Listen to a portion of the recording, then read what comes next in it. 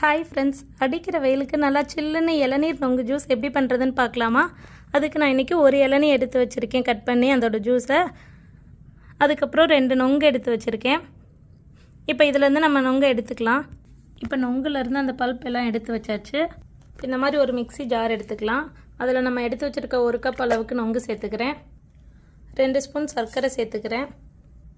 நம்ம எடுத்து வச்சுருக்கிற இளநீலேருந்து பாதி இளநியை சேர்த்துக்கிறேன். கூடவே கொஞ்சமாக ஐஸ் க்யூப்ஸ் ஆட் பண்ணிக்கிறேன். இப்போ இதை நல்லா பிளெண்ட் பண்ணிக்கலாம். நல்லா பிளெண்ட் பண்ணியாச்சு. இது கூடவே இப்போ மிச்சம் எடுத்துகிட்டு வச்சுருக்க இளநியும் சேர்த்து ஆட் பண்ணிக்கலாம். அவ்வளோதான், ஒரு சூப்பரான இளநீர் நொங்கு ஜூஸ் ரெடி ஆயிடுச்சு. இப்போ இதை நம்ம சர்வ் பண்ணிக்கலாம்.